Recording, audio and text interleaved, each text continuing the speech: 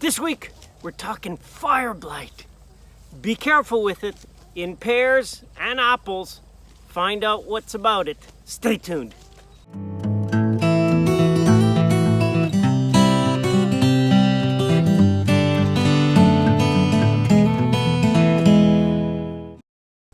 Fireblight. Be careful with this. It's a bacterial disease. I don't spray against it. In fact, the spray used conventionally is streptomycin, the same antibiotic used for people. You don't want this hanging around your tree. I'll help you identify it, and I'll show you what to do if you do have it. So what does it look like? Well, it looks like your branch has caught fire. That's why it's called Fireblight. I let these go a little longer. It's been on the list for a week and a half, 2 weeks now that we gotta get around and remove some of the Fireblight, or remove all the Fireblight, because that's really what you want to do. You want to remove it all. So where do you remove it? Take a look at this branch. It's all the way down here.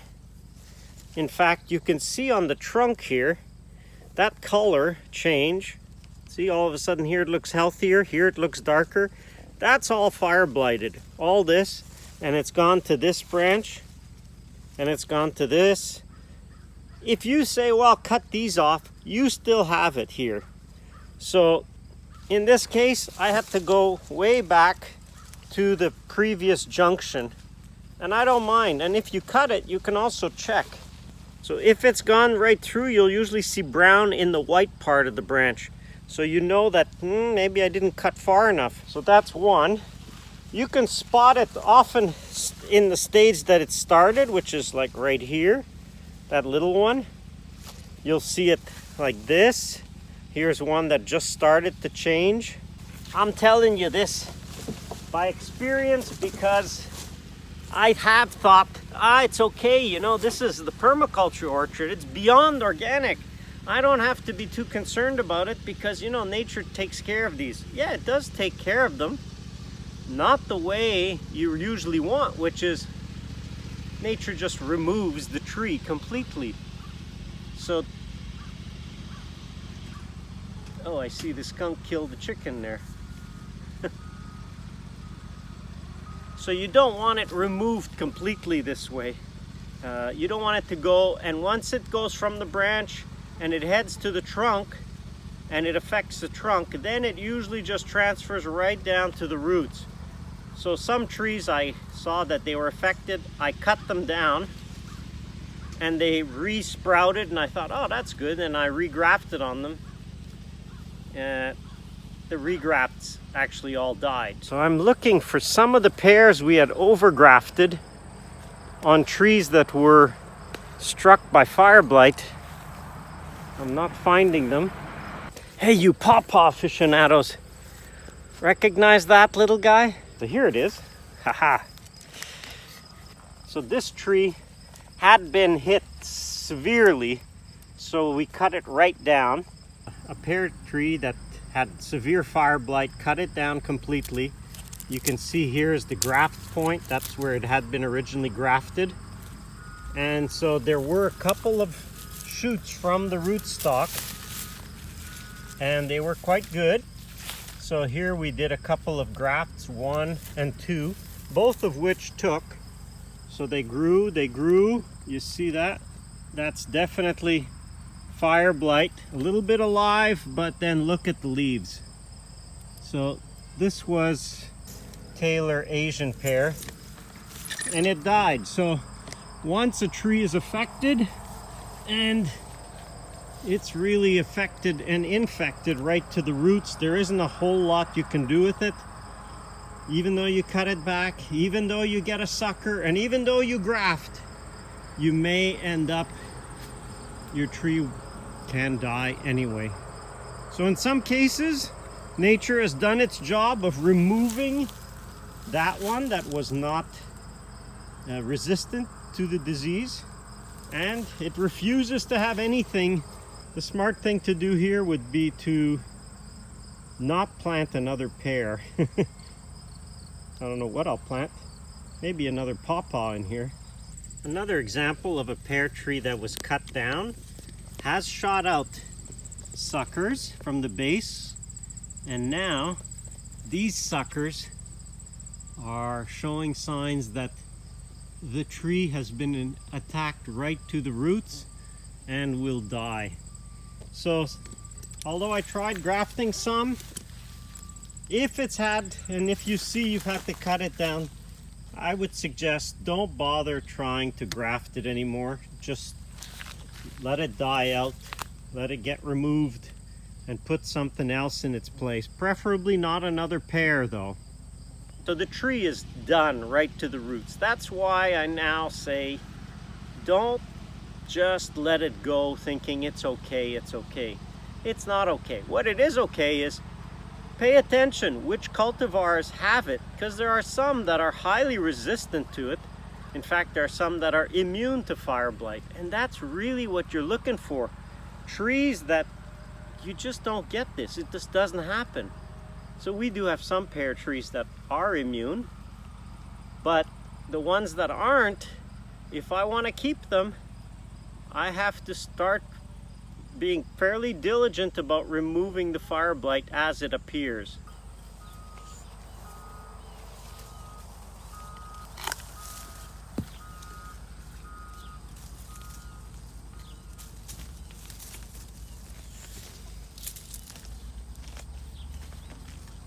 So here's what that one looks like. You see the fire blight here, right to there, and not taking a chance. See that? The white of the tree of the branch is good. So I know I got it. It's here. The tree fights it, and so here you kind of see the point at which it's kind of trying to stop it. But don't take a chance. Cut below.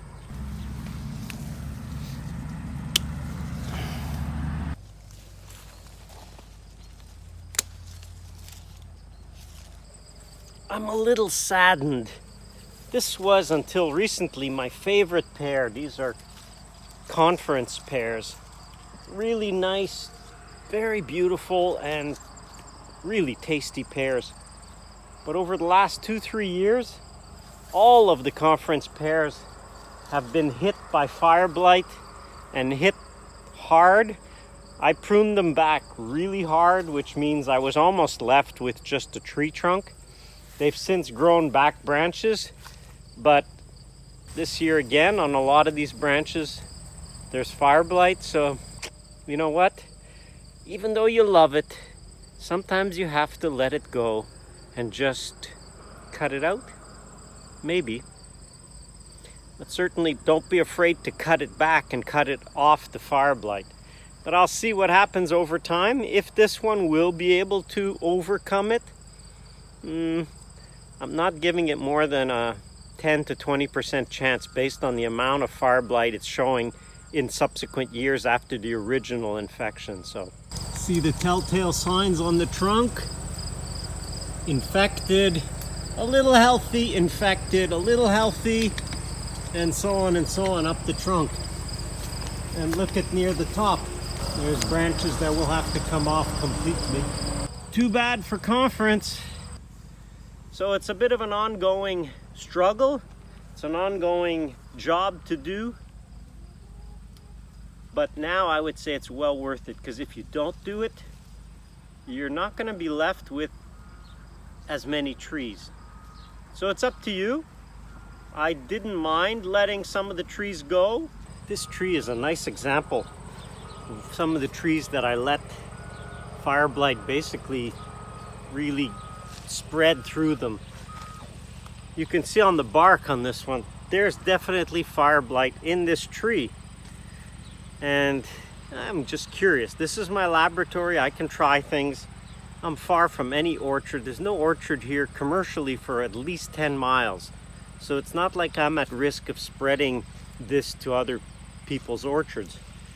But this tree has it. But I'll show you the tree itself. The leaves don't show symptoms. So if the tree is healthy, and I think a lot of it, and you look at Paul Stamets's work, a lot of it has to do with proper mycelium. Go see Elaine Ingham's work as well with soil food web.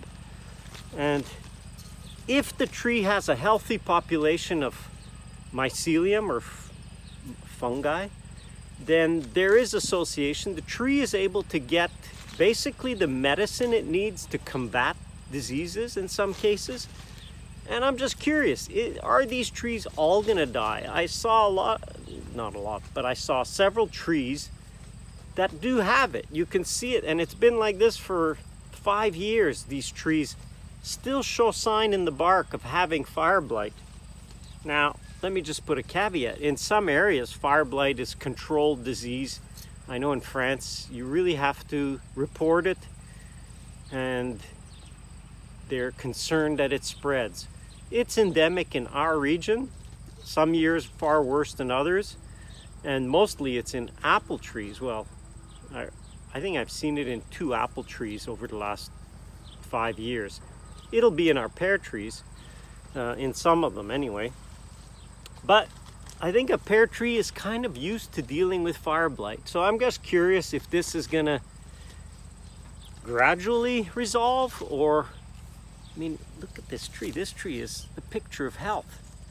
These leaves are beautiful. The growth is amazing. The abundance of fruit. There's a whole lot of fruit in this tree. And yet, if you look at the bark, it is got fire blight. You can see the lines, and that's the typical pattern on the bark if the trunk is struck. But it's not showing. It's showing in a few leaves in one place, and I'll show you those, but not that bad. So listen, this is what I'm doing. I'd suggest you remove it so you don't risk spreading it to anybody else. But I kind of let nature bat last. And so what is the purpose of disease? Do we go, hey, go see that mosquito video? What's the purpose of disease? Is it just to annoy you? No. The purpose of disease is to remove the genetics of trees and shrubs and plants that should never be there. They're either not suited to this conditions, this soil, or the region. So I know people spend fortunes fighting disease. Should we fight disease, or should we let it eliminate the genetically inferior plants? Now, what would happen if we let it remove all the inferior plants, and all the ones we'd be left with are the ones that genetically are immune? We wouldn't have to spray. Can you imagine? That's what we're aiming for. I've said it before, you want an orchard like weeds. Does anybody spray to protect weeds? You say, are you crazy? They spray to kill them.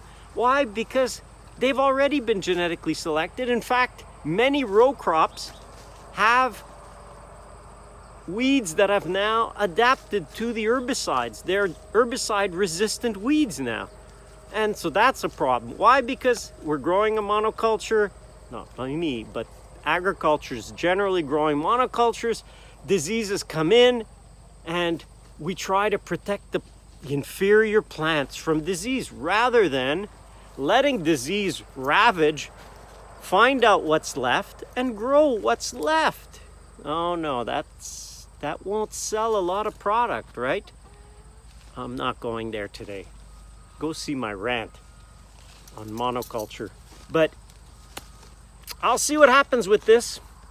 Don't follow my lead on leaving trees get affected by fire blight unless you're totally far from everybody else having fruit trees. But I am, and I'm curious to see what happens over the years. Interesting. I'll show you this tree. So let me first show you a close-up of what that looks like. So there it is. So you can see, and then that's a little bit not really healthy, but somewhat. And so this tree has got it quite a distance down.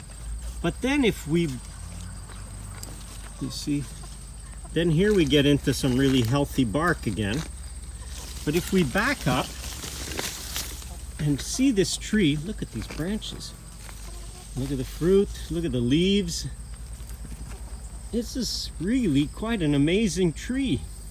And there's a little bit, a few leaves that are spotted. They're not completely burnt out, they're spotted. So there's a fight going on in these trees. This tree is actually fighting the fire blight, and quite successfully. So some of the plums coming next to the pear. Go see that trios, why we're growing it the way we're growing. Here's one leaf that's got, maybe it is a little, I'm not gonna freak out about it on this tree because it's really doing a great job. And I mean, there's pears up there loaded. So that's kind of my lesson on some of these. Not always disaster. Here's the next, we call these the round pear because it produces kind of round pears. Oh, look at that. There's a predator eating a fly. Some kind of fly eating a fly. And so take a look at this one. Another tree loaded down, just loaded with fruit. And this one too has the telltale signs of having fire blight on the bark. You see that? Here's healthy bark. That's all healthy. And then this here, that's not healthy. Well, or at least it's showing signs of fire blight, but that's as far as it goes. Now, does that mean it's just on the surface and gradually the healthy bark will come through? That's what I'm hoping. But is that exactly what's happening? Well, we'll see. I'm looking, this one has no sign of any fire blight anywhere. Just healthy loads of pears. And there's the next one. See any fire blight?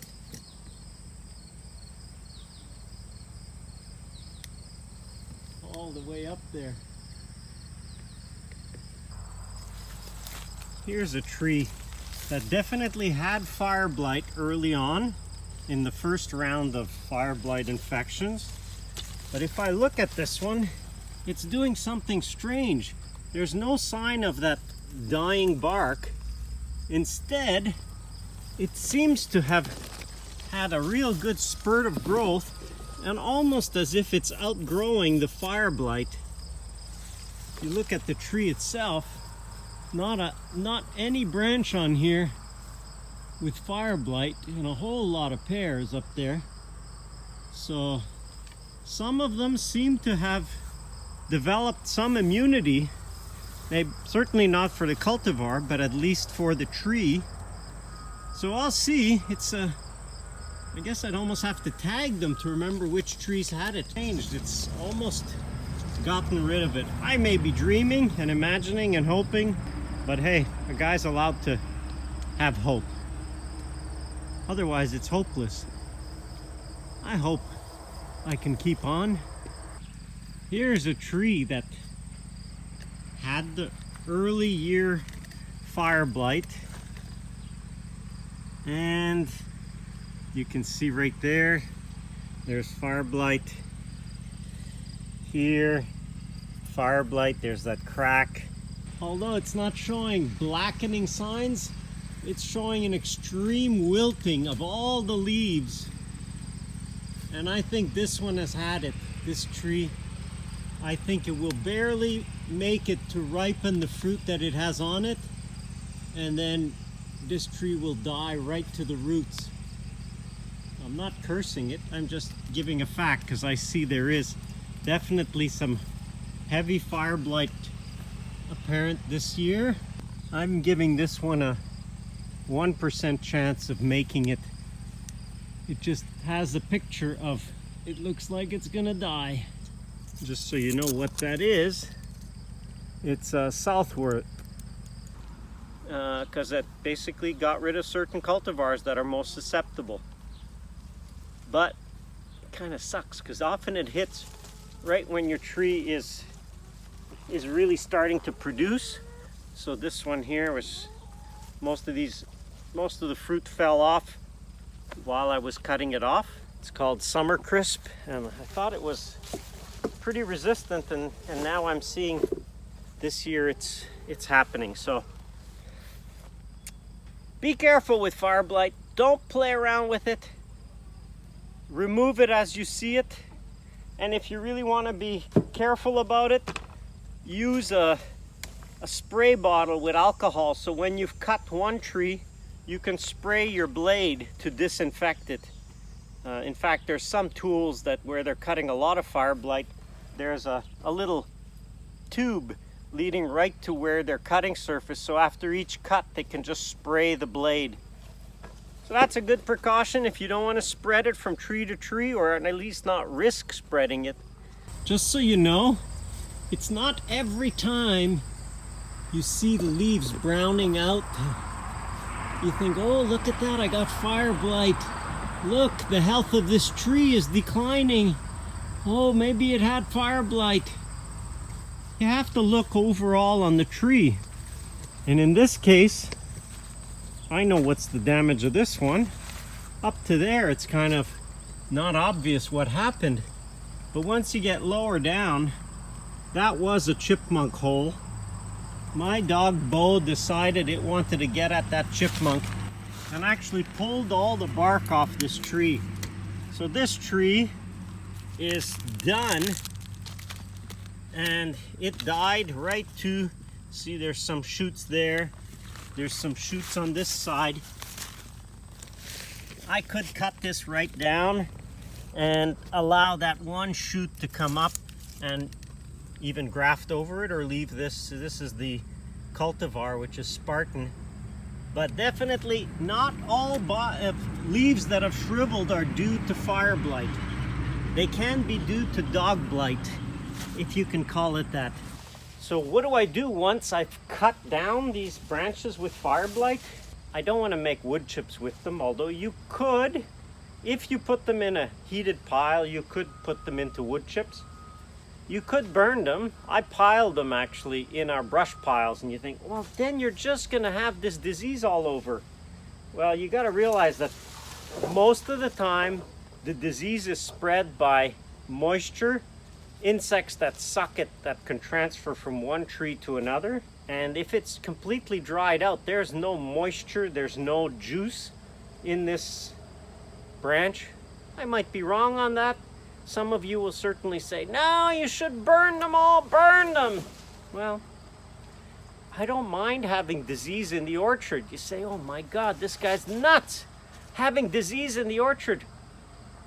Just like having pests. I want some pests, and I want some disease in the orchard. I'm not exactly encouraging it, but I'm not going to freak out about having disease or having pests. It's part of the system of having a healthy ecosystem as an orchard. You've got to have some pests and you've got to have some disease to weed out the trees that really shouldn't be there in the first place. So we tried a whole lot. We went from 100 apple cultivars down to 60, and we're still dropping because we're still finding, yeah, this one, you know, nah, we won't propagate it. If it dies, we just leave it, or some we're actually overgrafting. So that's process of weeding down. Go look at Mollison's 3 phases of abundance. You'll see that you want to start with an abundance of species and gradually narrow down to the ones that perform the best. And part of performing well is not being susceptible to diseases that can kill the tree. There you go. Freak out or not? That's your choice. I don't. Hope this helps you to keep your trees. It's especially prevalent in pear trees. It also happens in apple trees, but not nearly as much. So apparently, it's the end of the video. Thanks for watching. Hope you enjoyed that. See you next time. Bye. So